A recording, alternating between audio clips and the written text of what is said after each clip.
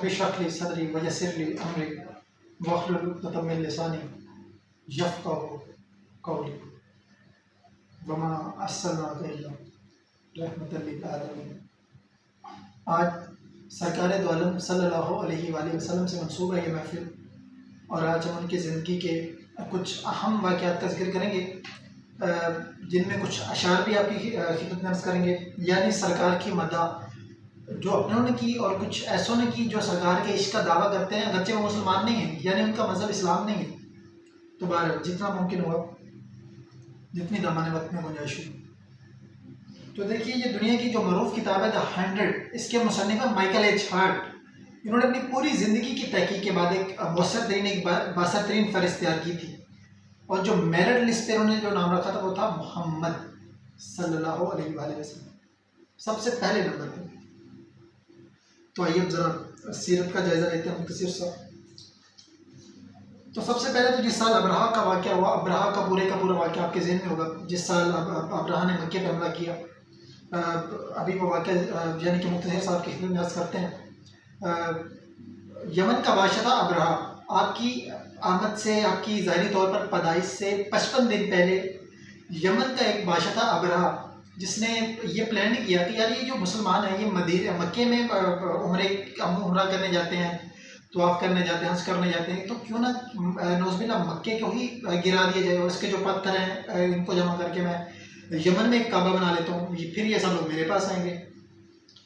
تو جب یہ سارے معاملات چلتے رہے، تو اس دور میں جب لڑائیاں ہوتی تھیں وہ گھوڑوں پر، اونٹوں پر، یہ تو ہوتی تھی، لیکن اب یہ ہاتھیوں کا لشکر لے کر آ گیا مکے پہ حملہ کرنے کے لیے۔ مکے کا پڑاؤ کیا، ان کے جو قبیلے کے لوگ تھے ان کے مویشی بھی انہوں نے قبضے میں کر لیے، اور تب آپ کے جو مبارک دادا تھے حضرت عبد المطلب، وہ تب حکمران تھے، سردار تھے قبیلے کے لوگوں کے۔ تو انہوں نے لوگوں نے کہا کہ سرکار آپ جائیں، ریکویسٹ کریں، کہیں کہ ہمارے جانور جائیں، کہ اس وقت کاروبار بھی ڈسٹرب ہوا لوگوں کا۔ تو آپ گئے، ابرہہ بیٹھا تھا بڑے روم میں کہ آئیں گے، آپ آ رہے ہیں، بڑی ریکویسٹ کریں گے، نیگوشیشنس کریں گے کہ جناب اپنے مرکز کی بات کریں گے۔ تو جب یہ آپ گئے، اور یعنی کہ آپ کے مبارک دادا پر اللہ تعالیٰ نے اتنا نور نبوت پیشانی پر تھا کہ وہ ابرہہ رو میں آ گیا، کھڑا ہو گیا ادب کے لیے، اور کہنے لگا اپنے برابر میں بٹھا کے حضور بتائیے کیا کہتے ہیں۔ آپ نے فرمایا کہ آپ نے مکے والوں کے جو ہے وہ جانور ضبط کر لیے، ہمارے جانور ہمیں واپس کرو۔ ابرہہ نے کہا کہ حضور میں تو بڑا حیران ہوں، آپ میں نے سوچا آپ اپنے مرکز کی بات کریں گے، کعبے کی بات کریں گے، لیکن آپ تو کعبے کی بات ہی نہیں کر رہے، آپ کو تو فکر اپنے جانور کی فکر ہے۔ ابرہہ نے آپ نے صلی اللہ علیہ وآلہ وسلم کے مبارک دادا نے بہت خوبصورت جواب دیا، اور وہ جواب آج بھی سیرت کی کتابوں میں سنہرے حروف سے لکھا ہے۔ کیا کہا کہ ہمارے جانور ہمیں واپس کر دو، کعبہ جس کا گھر ہے وہ اس کی خود حفاظت کرے گا۔ اب دیکھیے، اب آپ نے یہ کہہ کر یہ واپس آ گئے۔ ابرہہ سمجھا کہ پتہ نہیں شاید ڈر گئے ہیں، شاید کنفیوز ہو گئے ہیں، تو اب ابرہہ نے جانور چھوڑ دیے، حکم دیا، آرڈر دیا، جانور چھوڑ دیا۔ مکے پر جب حملہ کرنے کے لیے آگے بڑھا، تو جس ہاتھی پر سوار تھا ابرہہ، وہ ہاتھی وہاں سے ٹس سے مس نہیں ہو رہا تھا، آگے نہیں بڑھ رہا تھا، اس کا رخ چینج کرتے وہ چلنا شروع کر دیتا، مکے کی طرف موو کرتا تو وہ ادھر سے ہلتا ہی نہیں تھا۔ اب اللہ تعالیٰ نے دیکھیے، اب دنیا کا دستور ہے نا کہ آرمی کا مقابلہ آرمی کرتی ہے، نیوی کا مقابلہ نیوی کرتی ہے، ایئر فورس کا مقابلہ کرنے کے لیے ایئر کرافٹ بھیجے جاتے ہیں۔ تو اب اللہ تعالیٰ نے تب 1450 سال پہلے اب کیا بھیجا؟ ایک ابابیل پرندہ، یعنی کہ جو خود مٹھی میں آ جاتا ہے، جس کا خود کا وزن چند گرام ہے، وہ مدد کے لیے نازل فرمائے۔ آپ کے مبارک دادا واپس آئے، مکے سے لپٹ کر دعائیں کرتے رہے کہ اے اللہ اب یہی موقع ہے کہ ان کو مزہ چکھا دے، اپنی قدرت کا نظارہ دکھایا۔ تو پھر آپ یہ دعائیں کرنے کے بعد آپ تو گئے نا، جو حاجی واپس آئے ان کو پتا ہوگا ابھی تو کافی پہاڑ توڑ کر ابھی تو ہوٹلز بنا دیے گئے ہیں، رستے بنا دیے گئے ہیں۔ تو پہلے بہت ہی مکے کے ارد گرد پہاڑ تھے، سب قبیلے کے لوگوں کو حکم دیا حضرت نے کہ آپ چلے جائیں، پہاڑوں پر چلے جائیں۔ تو جب وہ پہاڑوں پر گئے تو اس کے بعد جب آپ دعا کرتے رہے، رکت انگیز دعائیں کرتے رہے، اللہ کو پکارتے رہے، اور پھر آپ بھی پہاڑوں پر چلے گئے کعبے سے دور. اب دنیا نے ایک عجب منظر دیکھا. اب وہ عجیب منظر دیکھا کیا ہوا؟ پھر اللہ تعالیٰ نے ابابیل کو بھیجا، جس وقت یہ سورت بھی نازل ہوئی تھی، الم تر کیف فعل ربک باصحاب الفیل. اے محبوب، آپ نے نہ دیکھا کہ ہم نے ان ہاتھی والوں کا کیا حال کیا؟ اس وقت وہ جو کنکر تھے وہ ابابیل گراتے تھے اپنی چونچ سے، اور ہاتھی سوار کو لگتا، پھر ہاتھی کو لگتا، اور پھر نیچے زمین کے نصب ہو جاتا. اس طرح سے ان کا قصہ تمام کیا. اب آگے بڑھتے ہیں. تو جس سال ابرہہ نے مکے پہ حملہ کیا، اسی سال 12 ربیع الاول میرے آقا کی پیدائش ہوئی.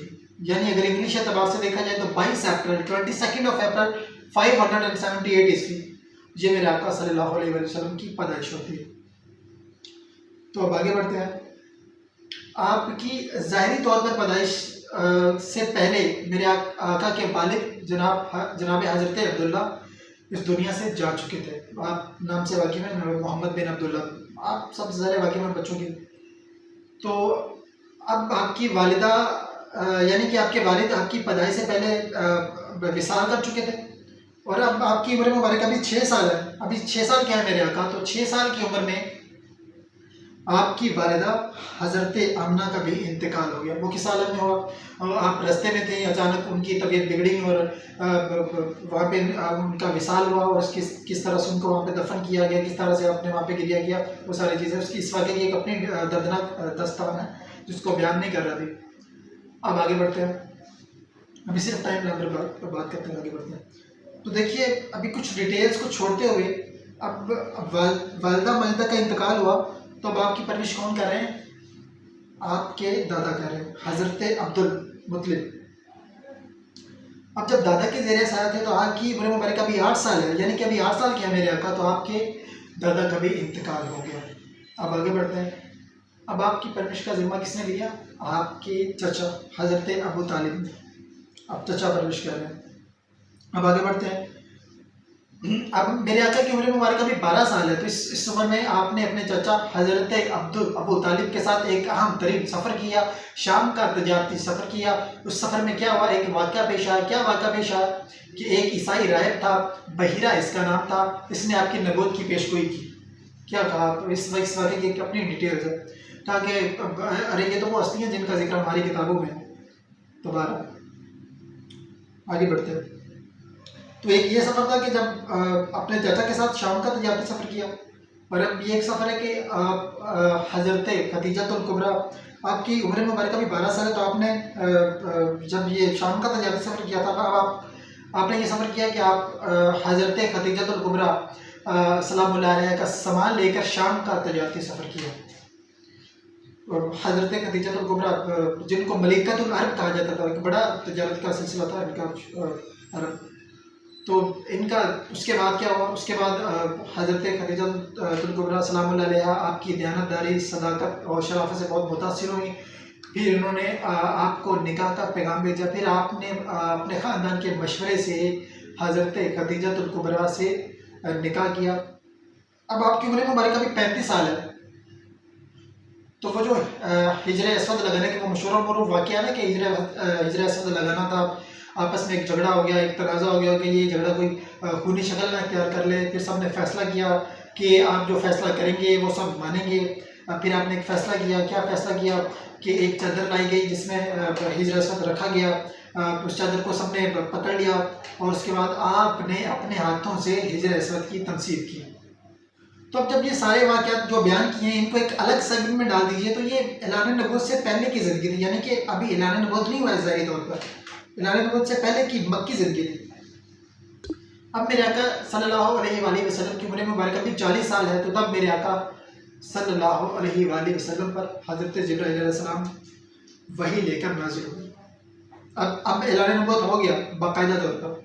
اب کیا ہوا؟ اب اعلان نبوت کے 3 سال یعنی 3 نبوی آپ نے اعلانیہ دعوت نہیں دی، خفیہ تبلیغ فرمائی، جس میں سابقون الاولون اسلام میں داخل ہوئے. اس کے 3 سال بعد بحکم خدا 3 سال بعد آپ نے کوہ صفا پر چڑھ کر آپ سب کو اعلانیہ دعوت دے دی. وہ جو مشہور معروف واقعہ نا کہ آپ نے سب کو کوہ صفا پر پہاڑ پر جمع کیا اور کہا کہ اگر میں کہوں کہ اس پہاڑ کے پیچھے ایک لشکر آ رہا ہے وہ تم سب پر حملہ آور ہو جائے گا تو کیا تم میری بات کا یقین کرو گے؟ تو سب نے کہا ہاں، یمن کے مشرکین مکہ تو کیا کہا ہاں بالکل یقین کریں گے کیونکہ اس زبان سے کبھی سچ کے علاوہ کبھی کچھ سنا ہی نہیں ہے۔ تو اب آگے دیکھیے، اب اگلا جملہ کہا کہ اب اگر میں کہوں کہ اللہ ایک ہے تو اس کے سوا کوئی عبادت کے لائق نہیں ہے، تو یہ جملہ کہنا تو اب آپ پر مظالم کے پہاڑ توڑ دیے گئے، ظلم کی انتہا کر دی گئی۔ آگے بڑھتے اب 7 نبی سے لے کر 9 نبی، یعنی کہ اب اعلان نبوت کے 7 سال سے لے کر 9 سال، یہ بڑے کٹھن اسی اعتبار سے تھے کہ شیب ابی طالب مسرور کر دیے گئے تھے، گھاٹی میں مسرور کر دیے گئے تھے، سوشل بائیکاٹ کر دیا گیا تھا، کوئی کھانے پینے کا سامان نہیں دے گا، کوئی تجارت نہیں کرے گا، ہر قسم کا بائیکاٹ کر دیا گیا تھا شیب ابی طالب۔ اب آگے بڑھتے ہیں 10 نبی۔ اب یہ سال کٹھن اسی اعتبار سے تھا کہ اس سال میں 2 اہم شخصیات کا وصال ہوا۔ کون؟ آپ کے چچا جنہوں نے پالا اور آپ کی زوجہ حضرت خدیجہ الکبریٰ سلام اللہ علیہا۔ اب الحزن کہا گیا اس سال کو، یعنی غم کے آنے کا سال۔ اب آگے بڑھتے ہیں، اسی سال آپ نے طائف کا سفر کیا، دعوت دے رہے تھے نا، تو اب دوبارہ آپ پر مظالم کی انتہا کر دی گئی، ظلم کے پہاڑ توڑ دیے گئے، جناب آپ کے نلین مبارک کو خون سے تر کر دیا گیا، کیا کچھ نہیں ہوا۔ اب آگے بڑھتے ہیں، یہ سفر طائف تھا۔ اب آگے بڑھتے ہیں، سفر معراج ہوئی 11 ہجری کو، اللہ تعالیٰ نے آپ کو معراج عطا فرمائی۔ اس کے بعد کیا ہوا؟ ابھی آپ مکے میں ہیں، یعنی ابھی آپ مکے میں، تو انصار مدینہ نے آنے والے 2 حج کے موقعوں پر آپ کو مدینہ آنے کی دعوت دی، یعنی ابھی آپ مکے میں، تو مدینے سے جو لوگ آ رہے تھے حج کرنے کے غرض سے مکے آ رہے تھے، تو انہوں نے آپ کو مدینہ آنے کی دعوت دی۔ بالآخر آپ 1 ہجری کو آپ مدینہ ہجرت کر گئے، اور اب یہاں سے دوسرا چیپٹر شروع ہوتا ہے لائف کا، اب مدنی زندگی شروع ہوتی ہے۔ تو اب وہاں پر آپ نے مسجد نبوی کی تعمیر کی، مواقعات مساکن مدینہ، پہلی اسلامی ریاست کا قیام ہو گیا، اور آپ اس ریاست کے حکمران بن گئے۔ احکامات آتے رہے، روزوں کی فرضیت ہوئی، تعبیل قبلہ ہوا، اور زکوٰۃ کی فرضیت ہوئی، یہ سارا سلسلہ چلتا رہا۔ اور مدینے سے لوگوں نے دعوت دی تھی نا، تو آپ مدینہ مائگریشن کر گئے تھے، اور اب جو مکے میں لوگ رہتے تھے ان کی دشمنی تھوڑی ختم ہوئی تھی، وہ تو اپنے طور پر سازشیں کر رہے تھے۔ تو کیا ہوا؟ اب جنگوں کا سلسلہ شروع ہوتا ہے۔ تو کیا ہوا؟ غزوہ بدر ہوئی۔ اسی سال رمضان کی 17ویں تاریخ کو غزوہ بدر برپا ہوتا ہے، جس میں مسلمانوں کی تعداد 313 ہے۔ آگے بڑھتے ہیں 3 ہجری، یہ وہ سال تھا جس سال غزوہ احد ہوتا ہے، جس میں مسلمانوں کی طرف سے 700 اہل ایمان حصہ لیتے ہیں۔ اب 5 ہجری، اب سازشیں بڑھ رہی ہیں، اب لارجر اسکیل پر ہو رہا ہے اٹیک۔ اب پورے عرب نے مل کر ایک متحدہ فوج بنائی، جس نے سب نے مل کر مکے پہ حملہ کیا، جس کا جواب کس طرح دیا گیا؟ جس کا جواب مشرکین مکہ کی ذلت اور ناکامی کے ساتھ واپسی کی شکل میں ہو۔ آپ نے 1 مہینہ وہ جنگ لڑی، غزوہ خندق کھود کر 1 مہینہ تک وہ جنگ لڑی، اور غزوہ خندق، غزوہ احد۔ اب 6 ہجری، اب مشرکین مکہ نے آپ پر حملہ نہیں کیا، اب مشرکین مکہ نے آپ صلی اللہ علیہ وسلم کے ساتھیوں اور ان پر حملہ نہیں کیا۔ اب آپ صلی اللہ علیہ وآلہ وسلم نے اپنے 1400 جانثاروں کے ساتھ عمرے کا احرام باندھ کر مکے کی طرف روانہ ہوئے۔ تو راستے میں آپ کا سامنا ایک لشکر سے ہوا، مشرکین کے لشکر سے ہوا، تو رسول اللہ صلی اللہ علیہ وآلہ وسلم اور مشرکین کے درمیان ایک معاہدہ ہوا اسی مقام پر، حدیبیہ کے مقام پر۔ اس مقام پر آپ کے ساتھ ایک کیا معاہدہ ہوا؟ 10 سال تک جنگ نہ کرنے کا معاہدہ ہوا، 10 سال تک، یعنی کوئی جنگ نہیں ہوگی۔ اب آگے بڑھتے ہیں، اسی معاہدے کے تحت مسلمانوں نے عمرہ بھی نہیں کیا، اگلے سال عمرہ کیا۔ اب آگے بڑھتے ہیں، اب 7 ہجری، اب دعوت عام کا آغاز ہو گیا مدینہ میں۔ اب آگے بڑھتے ہیں، اسی سال سرکار دو عالم صلی اللہ علیہ وآلہ وسلم نے دنیا کے بڑے بڑے بادشاہوں کو اسلام کی دعوت دی، خطوط لکھے۔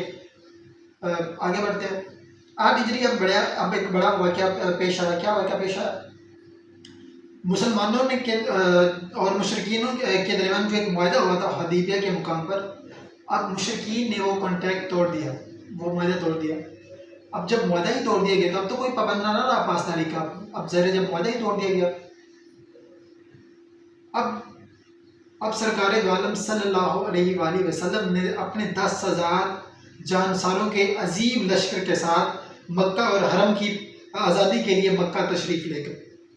اب یہ بڑا ہسٹوریکل مومنٹ ہے، یہ وہی مکہ ہے جہاں پر جناب اتنا ظلم ہوا، اتنا جبر ہوا کہ جناب آپ پھر وہاں سے مدینہ ہجرت کر گئے۔ اب اسی مکے میں جا رہے ہیں ایک الگ شان کے ساتھ، ایک الگ انداز کے ساتھ۔ آگے بڑھتے ہیں۔ اب سامنے سے کوئی مزاحمت نہیں ہوئی، بغیر کسی مزاحمت کے جزیرۃ العرب کا دارالحکومت ان کا مرکز اور ان کا فتح ہو گیا، فتح مکہ ہو گیا۔ اس کے ایک ماہ بعد غزوہ حنین ہوئی، اس واقعے کی ایک اپنی ڈیٹیلز۔ اب آگے بڑھتے ہیں۔ 9 ہجری اسلامی ریاست کو مستحکم کرنے کے لیے، وسعت دینے کے لیے رسول اللہ صلی اللہ علیہ وآلہ وسلم نے 30,000 کے عظیم لشکر کے ساتھ ایک مہینے کے بعد، وہ ایک مقام تھا تبوک، وہاں روانہ ہوئے، اور اس کے بعد پورے عرب میں اسلامی ریاست کا ایک استحکام حاصل تھا۔ اس کے بعد پوری دنیا میں لوگوں نے آ کر اسلام قبول کرنا شروع کر دیا۔ اب سارا سینیریو ہی تبدیل ہو گیا۔ اب ایک یہ سینیریو تھا کہ جب نام لینا مسئلہ بن جاتا تھا، اب ایک یہ سینیریو ہے کہ پوری دنیا سے لوگ آ کر اسلام قبول کر رہے ہیں۔ عمل وفود کہا گیا اس سال کو، یعنی وفود کے آنے کا سال۔ اب آگے بڑھتے ہیں۔ 10 ہجری رسول اللہ صلی اللہ علیہ وآلہ وسلم نے 1.25 لاکھ سے زائد صحابہ کے ساتھ حج کیا، خطبہ حجۃ الوداع دیا، عرفات کا میدان تاریخ انسانی کا عظیم الشان خطبہ دیا، خطبہ حجۃ الوداع ہو گیا، اب آپ نے حج کر لیا۔ اب آگے بڑھتے ہیں۔ اب سرکار دو عالم صلی اللہ علیہ وآلہ وسلم کی مداح کا ذکر کریں گے، اس گفتگو کے بعد کا اختتام اشعار کی صورت میں کریں گے، یعنی سرکار کی مداح جو اپنوں نے کی، آغاز میں عرض کیا تھا، اور کچھ ایسوں نے کی جو سرکار کے عشق کا دعویٰ کرتے ہیں گرچہ وہ مسلمان نہیں ہیں، یعنی ان کا مذہب اسلام نہیں ہے۔ تب آگے بڑھتے ہیں۔ تو یہ دربار محمد ہے، یہاں اپنوں کا کیا کہنا، یہاں سے ہاتھ خالی غیر بھی جایا نہیں کرتے۔ جو عشق محمد کا طلبگار نہیں ہے وہ انسان صحیح صاحب کردار نہیں ہے، یعنی عشق محمد کا طلبگار ہونے کے لیے مسلمان ہونا ضروری نہیں ہے، انسان ہونا ضروری ہے۔ تو یہ صرف جذبات نہیں، تاریخ بھری پڑی ہے ایسے افراد سے جو سرکار کی عظمت کے قائل ہیں، جنہوں نے اشعار لکھی ہیں، جنہوں نے تقاریر کی ہیں۔ آپ سن چکے کہ مائیکل ایچارڈ نے اپنی پوری زندگی کی تحقیق کے بعد ایک باسرتین فہرست تیار کی تھی، جو انہوں نے میرٹ لسٹ پہ نام رکھا تھا، وہ تھا محمد۔ تو سب سے پہلے تو ہم ان شہراء کرام کو خراج عقیدت پیش کرتے ہیں جنہوں نے سرکار کی یاد میں اتنی مداح کی اور بہت مداح کی۔ جناب ریحان ناظمی صاحب جنہوں نے لکھا کہ عشق صادق کے بنا نعت نہیں ہو سکتی، اور پھر اس بات کو سمجھایا کہ کیسے، کہ عشق صادق کے بنا نعت نہیں ہو سکتی، کہ بھائی لفظ گونگے ہو تو پھر بات نہیں ہو سکتی۔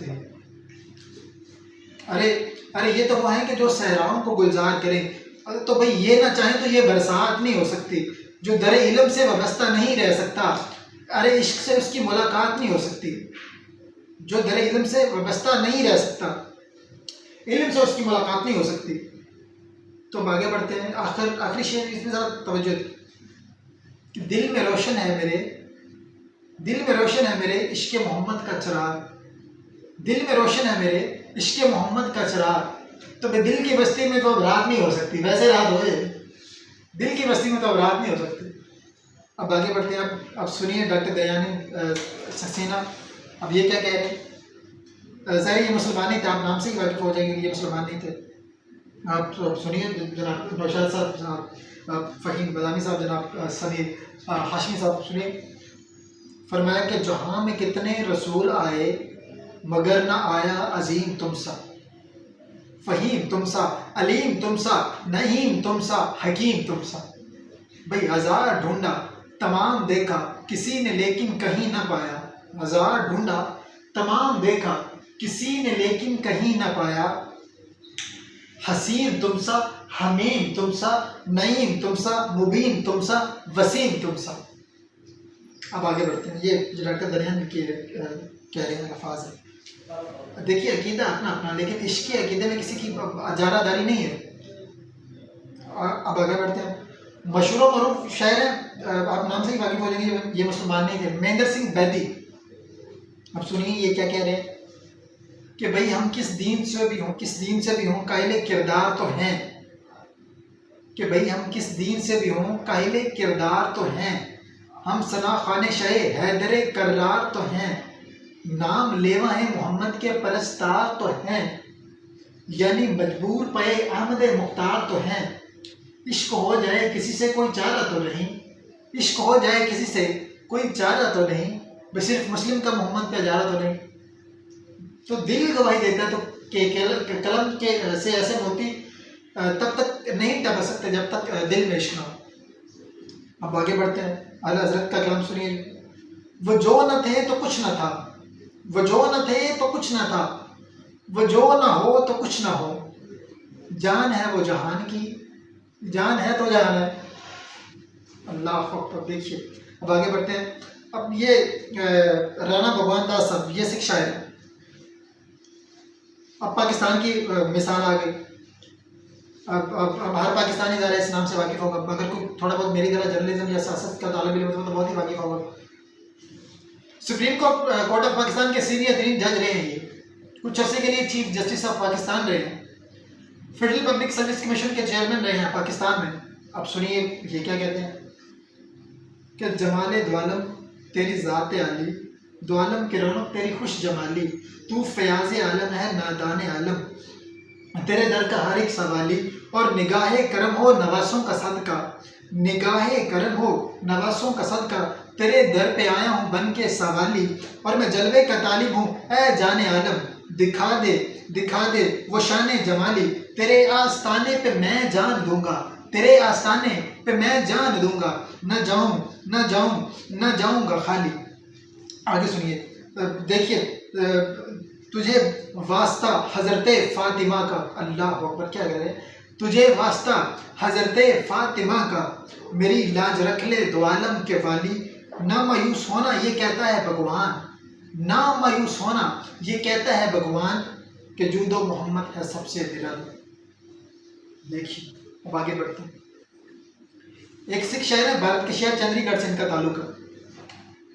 اب ان کا کلام سنیے کیا کہتے ہیں کہ بھئی مسلمان یہ نہ سوچے کہ مسلمانوں کے آقا ہیں، وہ سب کے رہنما ہیں، سب جانوں کے آقا ہیں، میرے آقا کی ٹھوکر پہ سارے کیسر و کسرا، مجھے ناز ہے میرے آقا سلطانوں کے آقا ہیں، جو دولت کا پجاری ہو وہ اس کے ہو نہیں سکتے، جو دولت کا پجاری ہے وہ اس کے ہو نہیں سکتے، وہ ہم جیسے غریبوں کے پریشانوں کے آقا ہیں، خدا نے جن کو مختار دو عالم کی سند بخشی، خدا نے جن کو مختار دو عالم کی سند بخشی، وہ ہم جیسے ثنا خانے، ہم جیسے دیوانوں کے آقا ہیں، ہم جیسے دیوانے ثنا خانوں کے آقا ہیں۔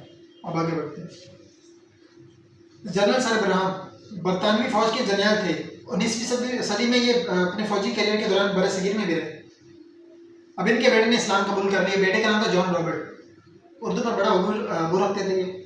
اب سنیے یہ کیا کہتے ہیں، کہتے ہیں کہ ہے عرش پہ کوسین کی جا جائے محمد، رشک ید بیضا ہے کف پائے محمد، عیسیٰ سے بڑھ کے لبے گویائے محمد، یوسف سے بڑھ کے رخے زیبائے محمد، اندھیرا ہوا کفر کا سب دور جہاں سے، اندھیرا ہوا کفر کا سب دور جہاں سے، اور روشن ہوا عالم جو یہاں آئے محمد، اس یہاں سے بری ہو کے قیامت میں اٹھے گا، اس یہاں سے بری ہو کے قیامت میں اٹھے گا، بے شک ہے بہشتی ہے جو شہدائے محمد، والشمس تے رخسار تو واللیل کی زلفیں، والشمس تے رخسار تو واللیل کی زلفیں، ایک نور کا سورہ کا سراپائے محمد۔ اب آپ نے شعراء کے حوالے سے سن لیا کہ انہوں نے اس عظیم ہستی کے بارے میں کیا لکھا۔ اب آپ قرآن کے الفاظ سنیے کہ قرآن نے حضرت دو عالم رحمت دو عالم صلی اللہ علیہ وآلہ وسلم کا قصیدہ کس طرح پڑھا، خوب قصیدہ پڑھا، آپ سنتے جائیے۔ میرے آقا کے وطن کو دیکھا تو کہا میرے آقا کے بچپن کو دیکھا تو کہا الم یجد کا یتیمن فآوا، آقا کے وطن کو دیکھا تو آواز دی لا اقسم بہذا البلد، کردار کو دیکھا تو کہا لقد کان لکم فی رسول اللہ اسوۃ حسنہ۔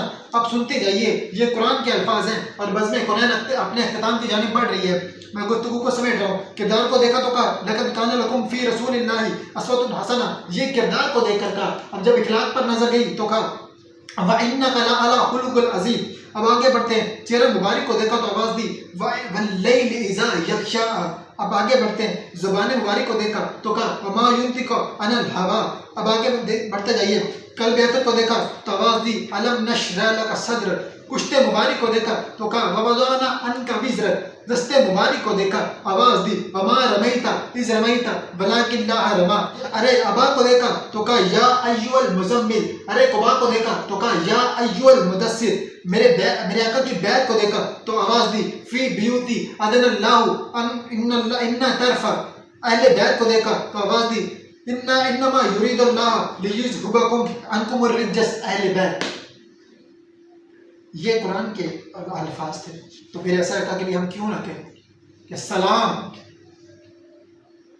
سلام اس پر کہ جس نے بے کسوں کی دستگیری کی، سلام اس پر کہ جس نے بادشاہی میں فقیری کی، سلام اس پر کہ جس نے اسرار محبت سمجھائے، سلام اس پر کہ جس نے زخم کھا کر پھول برسائے، سلام اس پر کہ جس کے گھر میں چاندی تھی نہ سونا تھا، سلام اس پر کہ ٹوٹا بوریا جس کا بچھونا تھا، سلام اس پر کہ جو بھوکا رہ کے اوروں کو کھلاتا تھا، سلام اس پر کہ جو سچائی کی خاطر دکھ اٹھاتا تھا، سلام اس پر کہ جو امت کے لیے راتوں کو روتا تھا، سلام اس پر جو فرش خاک پر ارے جاڑے میں سوتا تھا، سلام اس پر کہ جس کی سادگی درس بصیرت ہے، سلام اس پر کہ جس کی ذات فخر طبیعت ہے، سلام اس پر کہ جس نے فضل کے موتی بکھیرے ہیں، سلام اس پر کہ جس نے بروں کو فرمایا یہ میرے ہیں، سلام اس پر کہ جس کی چاند تاروں نے گواہی دی، سلام اس پر کہ جس کی سنگ پاروں نے گواہی دی، درود اس پر کہ جس کا نام تسکین دل و جاں ہے، درود اس پر کہ جس کے خلق کی تفسیر قرآن ہے، درود اس پر کہ جس کی بزم میں قسمت نہیں سوتی، درود اس پر کہ جس کی بزم میں قسمت نہیں سوتی، درود اس پر کہ جس کی ذکر میں سحری نہیں ہوتی۔